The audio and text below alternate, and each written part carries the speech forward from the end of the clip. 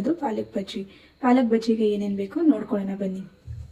ನಾನಿಲ್ಲಿ ಪಾಲಕ್ನ ತೊಳೆದ್ಬಿಟ್ಟು ಇಟ್ಕೊಂಡಿದ್ದೀನಿ ಫ್ರೆಂಡ್ಸ್. ಹಾಗೆ ಶುಂಠಿ, ಬೆಳ್ಳುಳ್ಳಿ ಮತ್ತು ಮೆಣಸಿನ್ಕಾಯಿ, ಜೀರಿಗೆ ಇದು ಪೇಸ್ಟ್ ಮಾಡ್ಕೊಳ್ಳೋಣ. ಆಮೇಲೆ ಕಡಲೆ ಹಸಿಟ್ಟು, ರುಚಿಗೆ ತಕ್ಕಷ್ಟು ಉಪ್ಪು, ಆಮೇಲೆ ಹಿಂಗು, ಕಾಳು.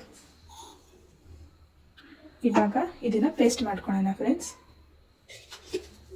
ನೋಡಿ ಫ್ರೆಂಡ್ಸ್, ಇವಾಗ ಪೇಸ್ಟ್ ಆಗಿದೆ. ಅದ್ರ ಒಳಗಡೆ ಹಾಕ್ಕೊಳ್ಳೋಣ.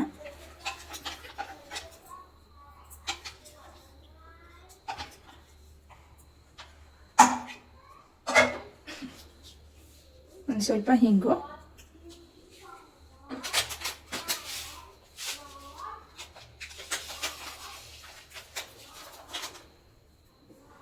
ಕಾಳು ಹಾಕ್ಕೊಳ್ಳೋಣ.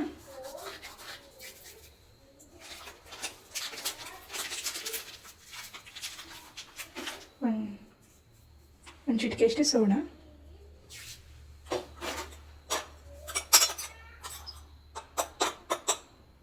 ಒಂದು ಚಿಟಿಕೆ ಅಷ್ಟು ಅರಿಶಿನ, ಹಾಗೆ ಧನಿಯಾ ಪೌಡರು, ಸ್ವಲ್ಪ ಚಿಲ್ಲಿ ಪೌಡರ್. ಮೆಣಸಿನ್ಕಾಯಿ ರುಬ್ಬಿ ಹಾಕ್ಕೊಂಡಿರ್ತೀವಿ. ಚಿಲ್ಲಿ ಪೌಡರ್ನ ನೋಡ್ಕೊಂಡು ಹಾಕಿ, ಇಲ್ಲಾಂದ್ರೆ ತುಂಬ ಸ್ಪೈಸಿ ಆಗೋಗಿರುತ್ತೆ.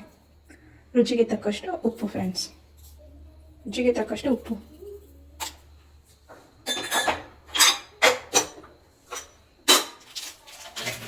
ಈ ಥರ ಚಿಕ್ಕದಾಗಿ ಕಟ್ ಮಾಡ್ಕೊಳ್ಳಿ.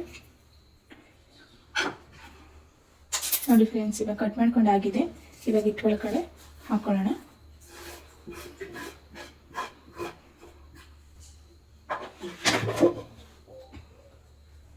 ಹಿಟ್ಟೊಳಗಡೆ ಹಾಕೋ ನಂತರ ಒಂದು ಒಳ್ಳೆ ಮಿಕ್ಸ್ ಕೊಡಿ.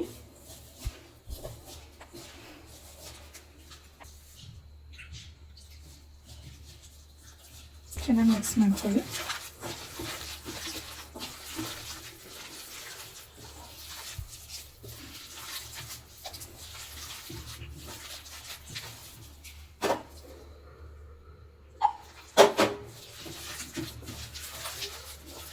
ನೋಡಿ ಫ್ರೆಂಡ್ಸ್, ಇವಾಗ ಬಜ್ಜಿ ಮಾಡೋಕ್ಕೆ ರೆಡಿ ಇದೆ.